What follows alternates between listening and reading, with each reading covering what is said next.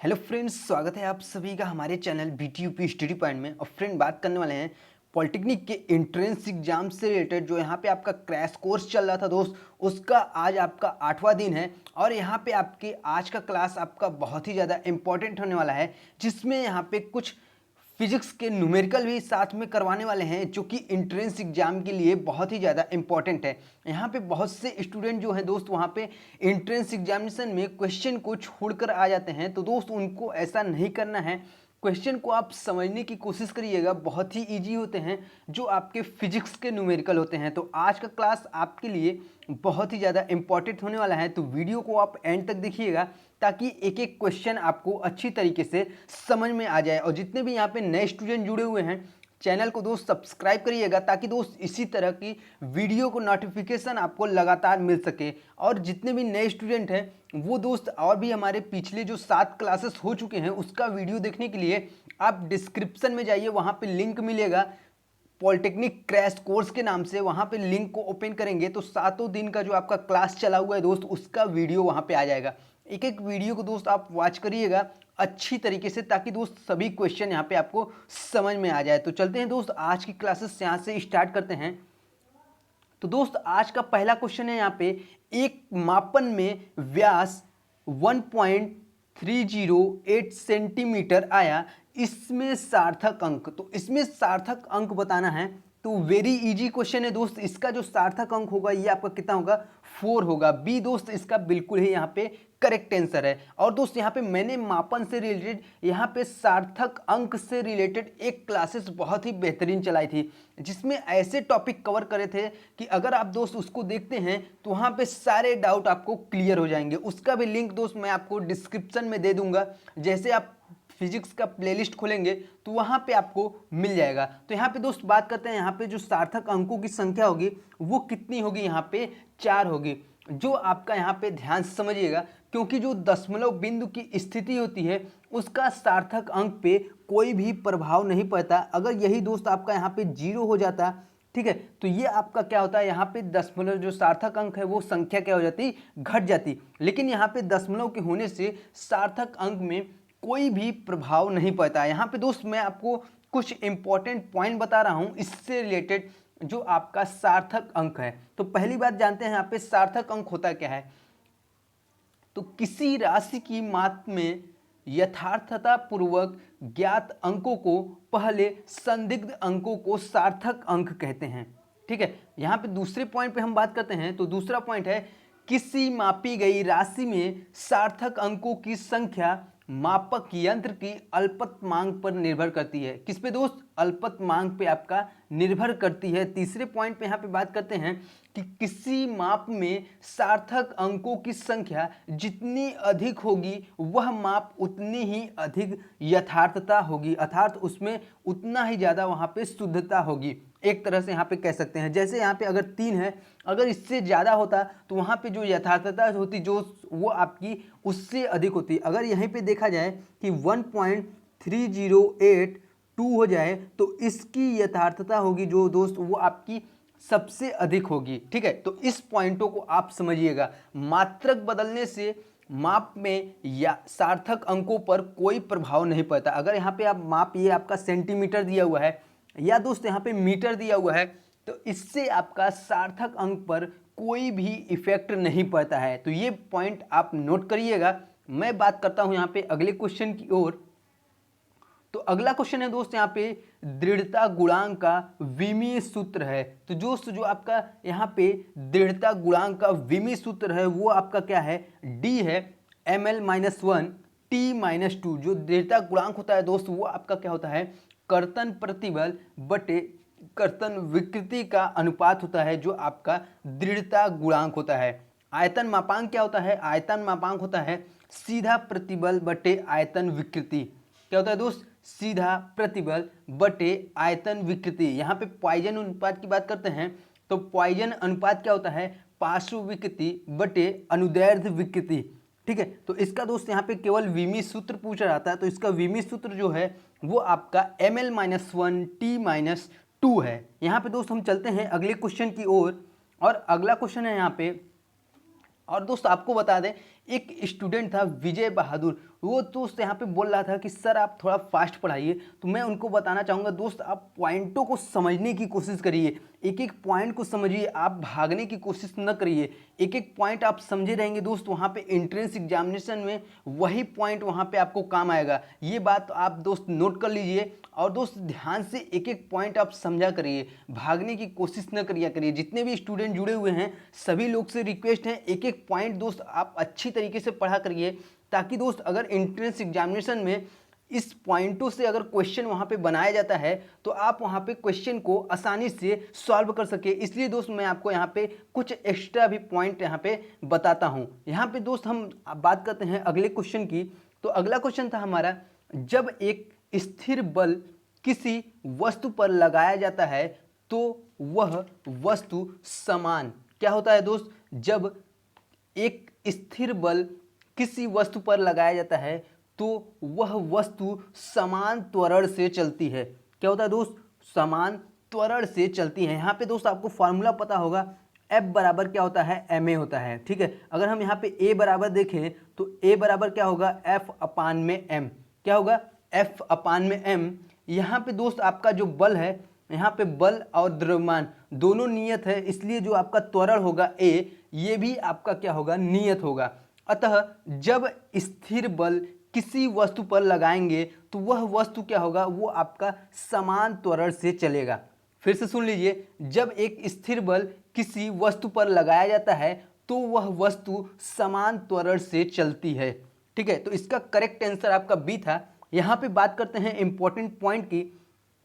तो दोस्त यहाँ पे पहले पॉइंट की बात करते हैं, यदि किसी गतिमान वस्तु पर अभिलंबवत बल लगाया जाए तो उसकी चाल वही रहेगी लेकिन दिशा बदल जाएगी और पथ क्या हो जाएगा? उसका वृत्ताकार हो जाएगा। फिर से सुन लीजिए, अगर आप किसी गतिमान वस्तु पर अभिलंबवत बल लगा रहे हैं तो उसकी जो चाल होगी दोस्त वो आपकी नियत रहेगी, लेकिन जो उसकी दिशा होगी वो बदल जाएगी और पथ जो होगा वो आपका वृत्ताकार होगा, घूम जाएगा। यहाँ पे बात करते हैं हम दूसरे पॉइंट की। तो दूसरा पॉइंट है, यदि किसी गतिमान वस्तु को थीटा कोण पर बल लगाया जाए तो उसकी चाल और दिशा दोनों बदलेगी तथा जो पथ होगा दोस्तों वो आपका क्या होगा? परवलय या अति परवलयकार हो जाएगा। ठीक है, बात करते हैं यहाँ पे तीसरे पॉइंट की।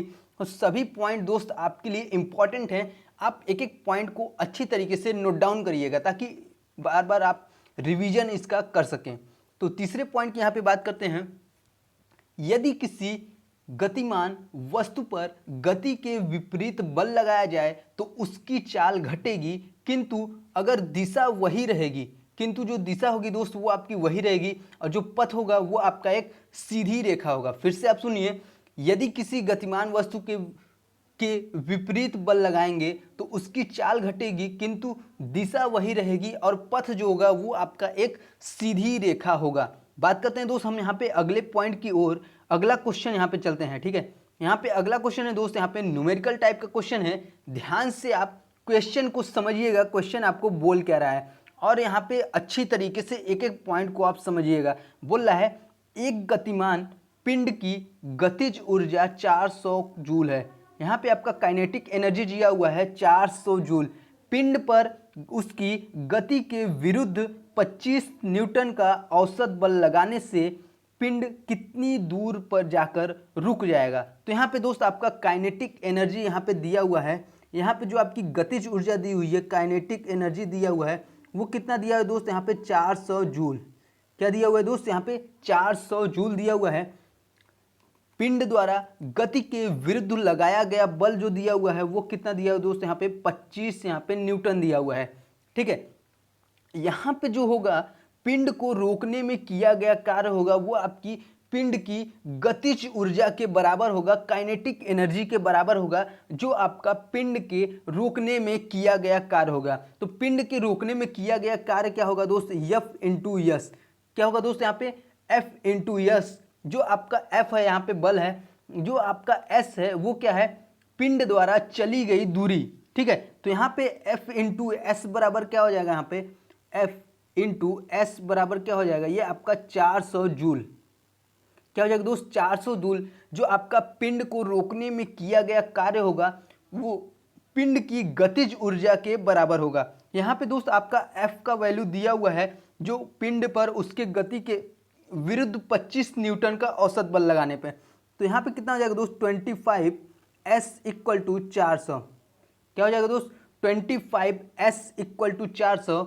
अगर हम S की बात करें तो S इक्वल टू कितना आ जाएगा यहाँ पे S इक्वल टू 400 बट्टे में 25 कितना हो जाएगा 400 बट्टे में 25 S इक्वल टू कितना आ जाएगा 16 मीटर। अतः पिंड द्वारा जो चली गई दूरी होगी दोस्त वो कितनी होगी यहाँ पे 16 मीटर। तो इसका करेक्ट आंसर आपका सी हो जाएगा 16 मीटर इसका आंसर हो जाएगा। वो पिंड 16 मीटर दूरी पे जाकर क्या हो जाएगा रुक जाएगा। तो आशा करते हैं क्वेश्चन दोस्त आपको समझ में आ गया है। जब भी दोस्त आपको इस टाइप से क्वेश्चन आएगा तो एंट्रेंस एग्जामिनेशन में भी आपको इसी तरह सॉल्व करना है। तो चलते हैं दोस्त यहाँ पे अगले क्वेश्चन की ओर। ये भी दोस्त आपका न्यूमेरिकल टाइप का ही क्वेश्चन है। यहाँ पे क्वेश्चन बहुत ही इजी है। क्वेश्चन में बोल रहा है 0.64 कूलाम आवेश में इलेक्ट्रॉनों की संख्या है। तो यहाँ पे आपका जो आवेश दिया हुआ है क्यू की वैल्यू यहाँ पे दिया हुआ है 0.64।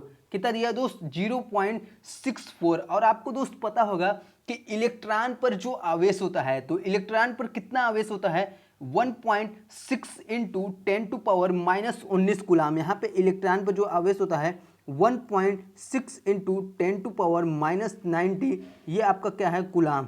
ठीक है कितना 1.6 इंटू 10 टू पावर -19 कूलाम। अब आपने यहाँ पे फार्मूला एक पढ़ा हुआ दोस्त यहाँ पे Q इक्वल टू एन से। ठीक है Q इक्वल टू एन यहाँ पे हमें इलेक्ट्रॉनों की संख्या ज्ञात करना है, नंबर ऑफ इलेक्ट्रॉन ज्ञात करना है। अर्थात यहाँ पे n की वैल्यू को हमें ज्ञात करना है। यहाँ पे हमें Q की वैल्यू दी हुई है, E की भी वैल्यू यहाँ पे हमने फाइंड आउट किया। जो हमारे इलेक्ट्रॉन की यहाँ पे इलेक्ट्रॉन पर आवेश होता है ये मुझे यहाँ पे पता है। तो क्या करेंगे दोस्त यहाँ पे n बराबर क्या हो जाएगा n बराबर क्या हो जाएगा यहाँ पे Q अपान में E। क्या हो जाएगा दोस्त यहाँ पे n बराबर Q अपान में E। डायरेक्ट इसमें हम वैल्यू को रखेंगे। जो आपकी Q है वो कितना है 0.64 और E कितना है दोस्त वो आपका 1.6 इंटू 10 टू पावर -19। ठीक है यही था। अब यहाँ पे सॉल्व करेंगे इसको तो डायरेक्ट मैं यहाँ पे सॉल्व करके बता रहा हूँ। n की जो वैल्यू आएगी वो आएगी 4 इंटू 10 टू पावर 18 इलेक्ट्रॉन। क्या आएगी दोस्त 4 into 10 to power 18 10 to power 18 electron इसका आंसर होगा जो कि करेक्ट आंसर होगा। बात करते हैं दोस्त हम यहाँ पे कुछ इंपॉर्टेंट पॉइंट की। तो इस जितने भी पॉइंट बता रहे हैं इंपॉर्टेंट सभी दोस्त आपके लिए बहुत ही ज़्यादा इंपॉर्टेंट हैं। तो एक एक पॉइंट को दोस्त आप नोट डाउन करते हुए चलिए। यहाँ पर इलेक्ट्रॉन का पर आवेश मैंने आपको क्या बताया, जो इलेक्ट्रॉन पर आवेश होता है वो आपका माइनस का होता है, लेकिन यहाँ पे माइनस शो नहीं होता, वो आपका इलेक्ट्रॉन पर माइनस का होता है। दूसरा पॉइंट है जो आपका प्रोटॉन होता है उस पर क्या होता है प्लस का होता है, लेकिन वहाँ पे आपका शो नहीं होता है। जो आपका न्यूट्रॉन होता है, तीसरे पॉइंट पे बात करते हैं। तीसरा है कि न्यूट्रॉन जो होता है वो आपका आवेश रहित होता है, अर्थात उस पर कोई भी वहाँ पे आवेश नहीं होता है। अब यहाँ पे हम बात करते हैं चौथा पॉइंट जो कि बहुत ही ज़्यादा इम्पॉर्टेंट पॉइंट है, इससे आपको क्वेश्चन जरूर बनते हैं।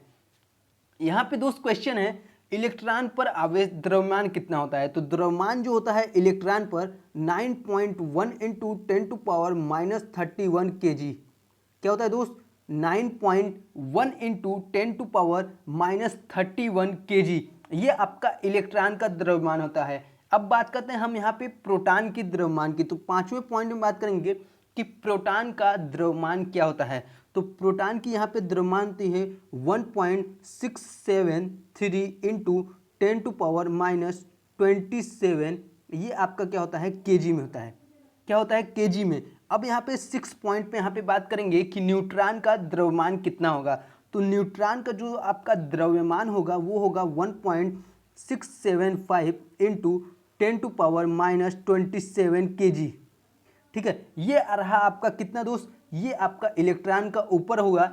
इलेक्ट्रॉन का जो आवेश है वो आपका है 9.1 इंटू 10 टू पावर 31 किलोग्राम। दूसरा है दोस्त यहाँ पे प्रोटॉन का द्रव्यमान। जो प्रोटॉन का द्रव्यमान है वो है 1.673 इंटू 10 टू पावर -27 किलोग्राम। यहाँ पे आपका जो न्यूट्रॉन का द्रव्यमान है वो है 1.675 इंटू 10 टू पावर -27 किलोग्राम। ठीक है, तो जितने पॉइंट दोस्त बताए हैं सभी दोस्त आप एक एक पॉइंट को नोट डाउन करिएगा। इसमें आपका द्रव्यमान बहुत बार एंट्रेंस एग्जामिनेशन में पूछा गया है, तो इसे आप याद रखिएगा ताकि एंट्रेंस एग्जामिनेशन में अगर क्वेश्चन आता है तो आप दोस्त आसानी से क्वेश्चन को सॉल्व कर सकें। चलते हैं दोस्त हम यहाँ पे अगले क्वेश्चन की ओर। तो अगला क्वेश्चन है, ध्यान से क्वेश्चन को देखिएगा। इसमें बोल रहा है कि निम्न में से कौन सा ऑप्शन सही है। तो इसमें तो दोस्त जो आपका करेक्ट ऑप्शन है वो है आपका ए, जूल बराबर कूलाम इंटू वोल्ट। क्या है दोस्त, जूल बराबर कूलाम इंटू वोल्ट। यह क्या है, आपका एक कार्य का मात्रक है, और जो विभवांतर का मात्रक है जूल बटे यहाँ पे कूलाम, जो आपका जूल बटे कूलाम है ये आपका विभवांतर का मात्रक है, या इससे ये विभवांतर का जो मात्रक होता है ये आपका वोल्ट भी यहाँ पे होता है। अब यहाँ पे हम बात करते हैं कुछ इंपॉर्टेंट पॉइंट की। ये सभी जितने आपको पॉइंट बता रहे हैं आपके लिए इम्पॉर्टेंट है, इसलिए दोस्त आप सभी पॉइंटों को नोट डाउन करें ताकि दोस्त आपको अच्छी तरीके से समझ में आ जाए, या दोस्त आप अच्छी तरीके से सुनिए ताकि दोस्त अगर आप यहाँ पे एंट्रेंस एग्जामिनेशन में क्वेश्चन आता है तो वहाँ पे आप आसानी से सॉल्व कर सके। तो यहाँ पे दोस्त पहला पॉइंट है कि कूलाम बराबर क्या होता है, तो कूलाम बराबर एम्पियर इंटू सेकेंड। क्या होता है यहाँ पे, कूलाम बराबर एम्पियर इंटू सेकेंड होता है कूलाम बराबर। बात करते हैं हम दूसरे पॉइंट की, वोल्ट की। तो वोल्ट बराबर होता है ओम इंटू एम्पियर। क्या होता है दोस्त, वोल्ट बराबर होता है, फिर से मैं यहाँ पे बता रहा हूँ पहले पॉइंट से। तो पहला बराबर पॉइंट होता है कूलाम बराबर क्यू इक्वल टू यहाँ पे एम्पियर इंटू सेकेंड। ठीक है, ए इंटू एस, मैं यहाँ पे शॉर्ट फॉर्म में आपको लिख रहा हूँ। और वोल्ट बराबर होता है यहाँ पे, वोल्ट बराबर होता है ओम इंटू एम्पियर। क्या होता है दोस्त, ओम इंटू एम्पियर होता है। यहाँ पे हम तीसरे पॉइंट की बात करते हैं, फैरड। तो फैरड इक्वल टू होता है यहाँ पे, फैरड इक्वल टू होता है कूलाम प्रति वोल्ट। क्या होता है, कूलाम प्रति वोल्ट। बात करते हैं हम यहाँ पे चौथे पॉइंट की। तो चौथा पॉइंट है दोस्त यहाँ पे वाट। तो वाट इक्वल टू होता है यहाँ पे वोल्ट इंटू एम्पियर। क्या होता है यहाँ पे, वाट इक्वल टू होता है वोल्ट, वाट इक्वल टू होता है दोस्त यहाँ पे वोल्ट इंटू एम्पियर। बात करते हैं दोस्त यहाँ पे अगले पॉइंट की। तो अगला पॉइंट है यहाँ पे जूल। तो जूल बराबर होता है दोस्त यहाँ पे वाट इंटू सेकेंड। क्या होता है दोस्त, वाट इंटू सेकेंड होता है। ये आपके जितने पॉइंट बताए हैं सभी दोस्त आपके लिए इम्पोर्टेंट हैं, इस पॉइंटों को आप जरूर नोट डाउन करें। चलते हैं दोस्त हम यहाँ पे अगले क्वेश्चन की ओर। तो फ्रेंड यहाँ पे अगला क्वेश्चन था जो आपका, ट्रांसफार्मर किस सिद्धांत पर आधारित है। तो जो आपका ट्रांसफार्मर है वो आपका अन्योन प्रेरण के सिद्धांत पर आधारित है। किस पे दोस्त, अन्योन प्रेरण, म्यूचुअल इंडक्शन के सिद्धांत पर आधारित है। इसे हम दोस्त हिंदी में क्या कहते हैं, परिड़ा मित्र। क्या कहते हैं दोस्त यहाँ पे, परिड़ा मित्र कहते हैं ट्रांसफार्मर का हिंदी नाम। अब ये होता क्या है दोस्त, ये सिद्धांत जो मैंने बताया अन्योन प्रेरण का सिद्धांत, यह क्या होता है, यह आपका उच्च विभव वाली निर्बल प्रत्यावर्ती धारा को निम्न विभव वाली प्रबल विद्युत धारा में, अथवा निम्न विभव वाली प्रबल प्रत्यावर्ती धारा को उच्च विभव वाली निर्बल विद्युत धारा में बदलने के काम में आता है। ठीक है, ये जो ट्रांसफार्मर है ये आपका इसी काम में आता है। किस काम में दोस्त, यहाँ पे मैंने बताया, फिर से मैं रिपीट कर रहा हूँ यहाँ पे, यह आपका उच्च विभव वाली निर्बल प्रत्यावर्ती धारा को निम्न विभव वाली प्रबल विद्युत धारा में तथा निम्न विभव वाली प्रबल प्रत्यावर्ती धारा को उच्च विभव वाली निर्बल विद्युत धारा में बदलने के काम में आता है। यहाँ पे बात करते हैं दोस्त कुछ इंपॉर्टेंट पॉइंट की। तो पहले पॉइंट की बात करते हैं यहाँ पे, विद्युत जनित्र जो आपका जनरेटर होता है ये आपका विद्युत चुम्बकीय प्रेरण के सिद्धांत पर कार्य करता है। किस पे दोस्त, विद्युत चुम्बकीय प्रेरण के सिद्धांत पर कार्य करता है जो आपका जनरेटर होता है। दूसरा पॉइंट बात करते हैं जो आपका विद्युत मोटर होता है, ये भी आपका विद्युत चुम्बकीय प्रेरण के सिद्धांत पर कार्य करता है। यहाँ पे तीसरे पॉइंट की बात करते हैं। तीसरा पॉइंट है ऑटो ट्रांसफार्मर। जो आपका ऑटो ट्रांसफार्मर है ये आपका स्वप्रेरण के सिद्धांत पर कार्य करता है।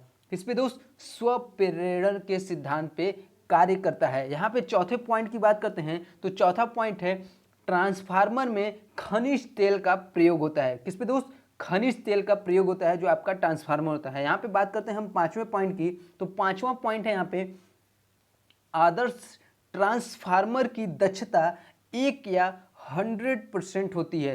जो आपकी आदर्श ट्रांसफार्मर होती है इसकी दक्षता होती है 1 या 100% होती है, जो इसकी इफिशियंसी होती है। यहाँ पे हम दोस्त बात करते हैं अगले क्वेश्चन की। तो अगला क्वेश्चन है, यहाँ पे नेक्स्ट क्वेश्चन है, यदि धारावाही परिनालिका में धारा की दिशा बदल जाए तो वह घूम जाएगी। तो वह कितना घूम जाएगी दोस्त? 180 डिग्री। यहाँ पे इसका करेक्ट आंसर डी है। अगर हम धारावाही परिनालिका में धारा की दिशा को चेंज कर दें तो वह आपका 180 डिग्री पर घूम जाता है।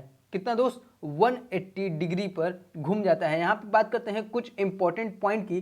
तो पहले पॉइंट पे यहाँ पे बात करते हैं क्वेश्चन में, धारावाही परिनालिका में चुंबकीय क्षेत्र की तीव्रता बढ़ाने के लिए धारा का मान बढ़ाना पड़ता है। जो आपका धारावाही परिनालिका होता है इसमें चुंबकीय क्षेत्र की तीव्रता बढ़ाने के लिए धारा का मान भी बढ़ाना पड़ता है। दूसरे पॉइंट पे दोस्त हम यहाँ पे बात करते हैं, दूसरा पॉइंट है, धारावाही परिनालिका में चुंबकीय क्षेत्र की तीव्रता बढ़ाने के लिए तार में फेरों की संख्या n को भी बढ़ाना पड़ता है। अगर यहाँ पे हम चुंबकीय क्षेत्र की तीव्रता बढ़ा रहे हैं तो वहाँ पे जो उसमें आपका धारावाही परिनालिका में जो लपेटा फेरों की संख्या है, तारों के फेरों की संख्या, उसको भी वहाँ पे क्या करना है? बढ़ाना पड़ता है। तो चलते हैं दोस्त हम यहाँ पे अगले क्वेश्चन की ओर। और अगला क्वेश्चन यहाँ पे समझने की कोशिश करिएगा आप। यहाँ पे बोल रहा है कि चुंबकीय रेखाएं, जो चुंबकीय रेखाएं होती हैं दोस्त, वो आपकी एक दूसरे को कभी नहीं काटती। क्यों नहीं काटती? क्योंकि दोस्त यहाँ पे जो आपकी चुंबकीय रेखाएं हैं एक दूसरे की काटेंगी तो वहाँ पे एक ही कटान बिंदु पर आपके दो स्पर्श रेखाएं खींची जा सकती हैं, जिसपे आपका अगर वहाँ पे दो स्पर्श रेखाएं खींची जाती हैं तो दो दिशाएं भी प्रदर्शित करेंगी, जो कि असंभव है। ठीक है, तो एक ही बिंदु पर आपका दो दिशाएं यहाँ पे असंभव है, इसलिए यहाँ पे जो चुंबकीय रेखाएं होती हैं वो एक दूसरे को कभी नहीं काटती। यहाँ पे बात करते हैं दोस्त कुछ इंपॉर्टेंट पॉइंट की। तो पहले पॉइंट पे दोस्त हम यहाँ पे बात करेंगे। पहला पॉइंट है, चुंबकीय बल रेखाएं बंद वक्र बनाती हैं जबकि बल रेखाएं खुला वक्र बनाती हैं। ठीक है, पहले पॉइंट में मैंने क्या बताया, जो आपकी चुंबकीय बल रेखाएं होती हैं ये आपकी बंद वक्र बनाती हैं, जबकि विद्युत बल रेखाएं जो होती हैं ये आपकी खुला वक्र बनाती है। बात करते हैं दोस्त हम यहाँ पे दूसरे पॉइंट की।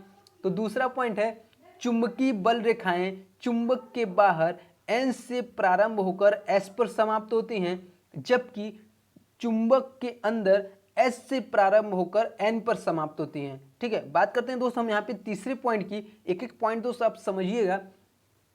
यदि चुंबकीय बल रेखाएं एक दूसरे के समान दूरी पर हैं तो वहाँ चुंबकीय क्षेत्र जो होगा एक समान होगा।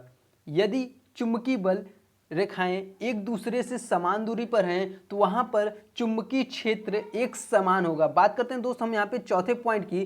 तो चौथा पॉइंट है, यदि चुंबकीय बल रेखाएं एक दूसरे से समान दूरी पर नहीं हैं तो वहां पे जो आपका चुंबकीय क्षेत्र होगा वो आपका असमान होगा। बात करते हैं हम दोस्त यहाँ पे पांचवें पॉइंट की। तो पांचवा पॉइंट है, चुंबकीय बल रेखा किसी बिंदु पर खींची गई स्पर्श रेखा चुंबकीय क्षेत्र की दिशा प्रदर्शित करती है। ठीक है, जैसा कि मैंने आपको स्टार्टिंग में बताया कि जहाँ पे आपका क्रॉस करता है वहाँ पे आपकी जो स्पर्श रेखाएं खींची जा सकती हैं। अगर वही आपका दो स्पर्श रेखाएं खींचेंगी तो वहाँ पे आपका क्या होगा? दो दिशा भी प्रदर्शित होगा, जबकि ऐसा असंभव है। इसलिए जो चुंबकीय रेखाएं होती हैं वो एक दूसरे को कभी भी नहीं काटती हैं। बात करते हैं दोस्त हम यहाँ पे चलते हैं अगले क्वेश्चन की ओर।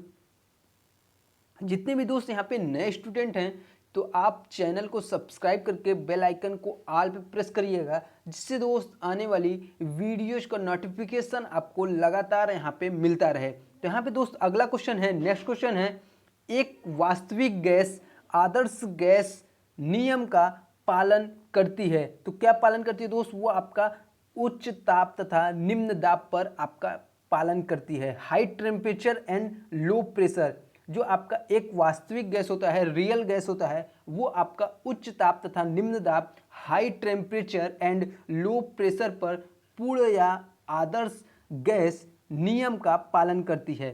ठीक है, यहाँ पे आपका करेक्ट आंसर जो है वो आपका ए है। बात करते हैं दोस्त हम कुछ इंपॉर्टेंट पॉइंट की जो कि गैस से रिलेटेड है यहाँ पे। तो यहाँ पे आदर्श गैस एक काल्पनिक गैस है। जो आपका आदर्श गैस यहाँ पे देख रहे हैं, आइडियल गैस, ये क्या है? एक काल्पनिक गैस है। जिसे हम पूर्ण गैस, परफेक्ट गैस भी कहते हैं। बात करते हैं हम दोस्त यहाँ पे दूसरे पॉइंट की, तो दूसरा पॉइंट है किसी पदार्थ की वह अवस्था जिसका द्रव्य अवस्था से पूरा वाष्पन हो गया हो, उसे हम आदर्श गैस कहते हैं। फिर से सुनिए, आदर्श गैस, किसी पदार्थ की वह अवस्था जिसका द्रव्य अवस्था से पूरा वाष्पन हो गया हो, उसे हम आदर्श गैस कहते हैं। बात करते हैं दोस्त हम यहाँ पे तीसरे पॉइंट की, तो तीसरा पॉइंट है यहाँ पे किसी पदार्थ की वह अवस्था जिस अवस्था से पूरा वाष्प न हुआ हो, उसे हम क्या कहते हैं, वाष्प कहते हैं, वेपर कहते हैं। अर्थात वाष्प जो है वो आपकी द्रव की कुछ मात्रा वहाँ पे शेष रहती है वाष्प में। ठीक है, बात करते हैं दोस्त हम यहाँ पे चौथे पॉइंट की, तो चौथा पॉइंट है यहाँ पे बॉयल तथा चार्ल्स के नियम को सम्मिलित रूप को आदर्श गैस समीकरण कहते हैं। जो आपका आदर्श गैस समीकरण होता है ये आपका बॉयल और चार्ल्स के नियम पर ही आधारित है, उसका एक सम्मिलित रूप है। यहाँ पे बात करते हैं दोस्त हम पांचवें पॉइंट की, तो पांचवा पॉइंट है अति तप्त वाष्प का व्यवहार पूर्ण या आदर्श गैस के समान होता है। जो आपका अतितप्त वाष्प होता है इसका व्यवहार पूर्ण या आदर्श गैस के ही समान होता है। तो चलते हैं दोस्त हम यहाँ पे अगले पॉइंट की ओर। तो अगला पॉइंट है यहाँ पे रेटिना पर बनने वाला प्रतिबिंब कैसा होता है। तो जो आपका रेटिना पर बनने वाला प्रतिबिंब होता है वो आपका उल्टा होता है, लेकिन हमें क्या होता है, सीधा दिखाई देता है। इसका दोस्त करेक्ट आंसर आपका यहाँ पे सी है। रेटिना पर बनने वाला प्रतिबिंब वास्तविक और उल्टा होता है, लेकिन मस्तिष्क दोस्त इसे सीधा समझता है और हमें जो वस्तु है वो यहाँ पे सीधी दिखाई देती है। बात करते हैं दोस्त हम यहाँ पे कुछ इंपॉर्टेंट पॉइंट की, तो रेटिना मानव नेत्र की सबसे भीतरी भाग होता है। इसे हम दृष्टिपटल या आंख का पर्दा भी कहते हैं, जो आपका रेटिना होता है। बात करते हैं दोस्त हम यहाँ पे अगले पॉइंट की, तो अगला पॉइंट है यहाँ पे रेटिना वस्तुओं के प्रतिबिंबों के रूप में रंग और आकार का ज्ञान मस्तिष्क तक पहुंचाती है। ये आपका जो कार्य करता है, कौन करता है, रेटिना करता है, जिसके द्वारा हम रंग आकार का ज्ञान मस्तिष्क तक यहाँ पे पहुंचाती है, जिसके द्वारा हम यहाँ पे देखते हैं। यहाँ पे बात करते हैं दोस्त हम अगले पॉइंट की, तो अगला पॉइंट है यहाँ पे मानव नेत्र एक प्रकार का प्राकृतिक लेंस होता है जो कि मांसपेशियों के सहारे टिका होता है। यह नेत्र उत्तल लेंस होता है। ठीक है, यह नेत्र कैसा होता है दोस्त, यहाँ पे उत्तल लेंस होता है। आइरिस क्या होता है यहाँ पे जानते हैं, आइरिस तो कार्निया के भीतर एक रंगीन अपारदर्शी झिल्ली का पर्दा होता है जिसे हम आइरिस कहते हैं। आइरिस के बीच में दोस्त एक छोटा सा छिद्र होता है जिसे हम पुतली या नेत्र तारा कहते हैं। क्या कहते हैं, नेत्र तारा कहते हैं। आइरिस अधिक प्रकाश में पुतली को सिकुड़कर तथा कम प्रकाश में पुतली को फैलाकर आँख में प्रवेश करने वाले प्रकाश का तीव्रता का नियंत्रण करता है, जो आपका आइरिस होता है। ठीक है, ये आपका क्या होता है, नियंत्रण करता है। जैसे आपका कम लाइट हुआ, अगर आप फोकस मार रहे हैं वहाँ पे, तो आपका क्या होता है, वो आपका सिकुड़ करता है। क्या करता है दोस्त, पुतली को सिकुड़ कर उसे कम कर देता है, और आपका कम प्रकाश है तो वो पुतली को फैला कर वहाँ पे आपको अधिक वहाँ पे दिखाई देता है। तो चलते हैं दोस्त हम यहाँ पे अगले क्वेश्चन की ओर। तो अगला क्वेश्चन है यहाँ पे विद्युत हीटर की तार होती है। तो बहुत ही इजी क्वेश्चन है दोस्त। विद्युत हीटर की तार किसकी होती है, ये आपकी नाइक्रोम की होती है। क्या होती है दोस्त, ये आपकी नाइक्रोम की होती है। करेक्ट आंसर आपका सी है, जिसमें आपका 80% निकिल तथा 20% क्रोमियम होता है।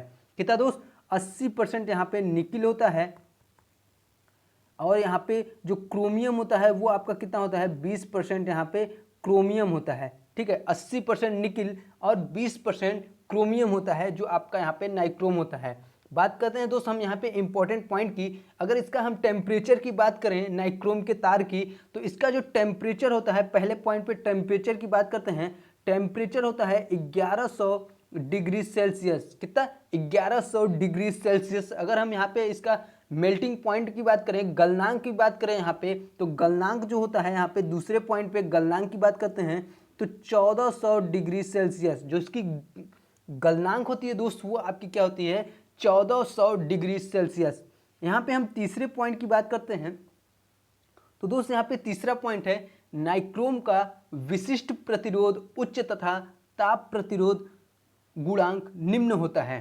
ठीक है। नाइक्रोम का जो आपका विशिष्ट प्रतिरोध होता है वो उच्च होता है और ताप प्रतिरोध गुणांक निम्न होता है। बात करते हैं हम यहाँ पे चौथे पॉइंट की, तो चौथा पॉइंट है नाइक्रोम का प्रयोग विद्युत भट्टियों में इलेक्ट्रोड के रूप में किया जाता है। बात करते हैं दोस्त हम यहाँ पे पांचवें पॉइंट की, तो पांचवा पॉइंट है यहाँ पे नाइक्रोम ऑक्सीकरण प्रभाव से मुक्त रहता है। जो आपका नाइक्रोम होता है इसमें आपका ऑक्सीकरण क्रिया नहीं होती है। बात करते हैं दोस्त हम यहाँ पे छठवें पॉइंट की, तो छठवां पॉइंट है यहाँ पे विद्युत बल्ब का फिलामेंट टंगस्टन धातु का बना होता है।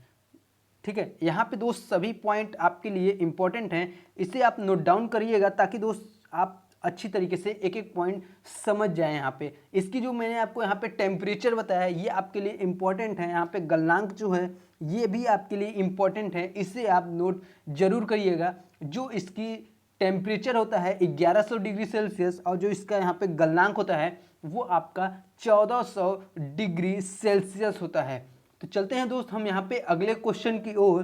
तो अगला क्वेश्चन है यहाँ पे निम्न में से किस यंत्र का आंतरिक प्रतिरोध सबसे अधिक होता है। क्वेश्चन में बोल रहा है दोस्त यहाँ पे कि निम्न में से किस यंत्र का आंतरिक प्रतिरोध सबसे अधिक होता है। तो वो आपका कौन सा यंत्र है, वोल्ट मीटर।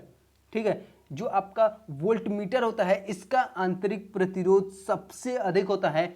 एक आदर्श अगर हम एक आदर्श वोल्ट मीटर की बात करें तो इसका आंतरिक प्रतिरोध जो होता है वो आपका इनफाइनाइट होता है, अनंत होता है, जबकि वास्तव में आदर्श वोल्ट मीटर संभव नहीं है। वोल्ट मीटर की सहायता से क्या करते हैं दोस्त, हम दो बिंदुओं के बीच विभवांतर को ज्ञात किया जाता है। तो चलते हैं दोस्त इससे रिलेटेड आपको कुछ पॉइंट बताते हैं, इंपॉर्टेंट पॉइंट जो कि वोल्ट मीटर से है यहाँ पे।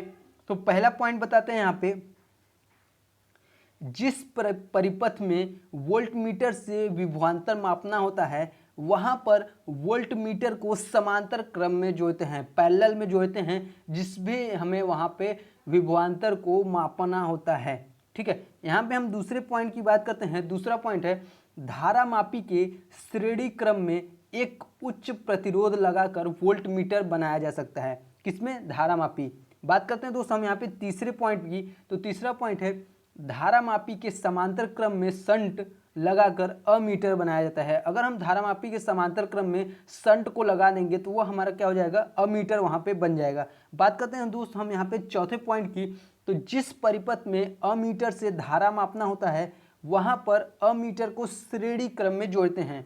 ठीक है, अमीटर द्वारा अगर हम धारा का मापन करते हैं तो वहां पे हम अमीटर को श्रेणी क्रम में जोड़ते हैं। पांचवें पॉइंट पे दोस्त हम बात करते हैं, तो पांचवा पॉइंट है एक आदर्श अमीटर का आंतरिक प्रतिरोध शून्य होता है। एक आदर्श अमीटर का आंतरिक प्रतिरोध शून्य होता है, लेकिन वास्तव में आदर्श अमीटर जो है वो आपका संभव नहीं है। तो चलते हैं दोस्त हम यहाँ पे अगले क्वेश्चन की ओर, और अगला क्वेश्चन है यहाँ पे ध्यान से देखिएगा। अगला क्वेश्चन है दोस्त यहाँ पे लास्ट क्वेश्चन है, एक निकट दृष्टि दोष वाला व्यक्ति चश्मे का प्रयोग करता है जिसमें लगा होता है, तो कौन सा लेंस लगा होता है, वहां पर आपका अवतल लेंस लगा होता है। जिसमें आपका यहाँ पे निकट दृष्टि दोष अगर वाला व्यक्ति है तो वहां पे आपका अवतल लेंस लगा होता है, और यहाँ पे अगर आपका निकट से दूर दृष्टि दोष है तो वहां पे क्या होता है, उत्तल लेंस लगा होता है। तो इसके बारे में दोस्त हम कुछ इंपॉर्टेंट पॉइंट बताएंगे जिससे दोस्त आप समझते हुए चलिएगा। यहाँ पे पहले पॉइंट की बात करते हैं, निकट दृष्टि दोष में निकट की वस्तुएं तो स्पष्ट दिखाई देती हैं, लेकिन आपको दूर की वस्तुएं जो हैं वो आपकी स्पष्ट दिखाई नहीं देती हैं। दूसरे पॉइंट पे बात करते हैं। यहाँ पे दूसरा पॉइंट है, इस दोष में नेत्र लेंस और रेटिना के बीच की दूरी बढ़ जाती है, अर्थात नेत्र के गोले का व्यास भी यहाँ पे बढ़ जाता है, जिससे निकट दृष्टि दोष होता है। तो यहाँ पे दोस्त हम बात करते हैं तीसरे पॉइंट की। तो अगला पॉइंट है, तब अनंत से चलने वाली प्रकाश किरणें नेत्र पर अपरिवर्तित होने के बजाय रेटिना से पहले ही बिंदु पर मिल जाती हैं। इस कारण वहां पे क्या होता है, उनको जो दिखाई देता है वो आपका दिखाई नहीं देता है। ठीक है, इसलिए यहाँ पे क्या होता है, इसके लिए अवतल लेंस का प्रयोग किया जाता है। इस दोष को दूर करने के लिए उचित फोकस दूरी के अवतल लेंस का प्रयोग करना चाहिए।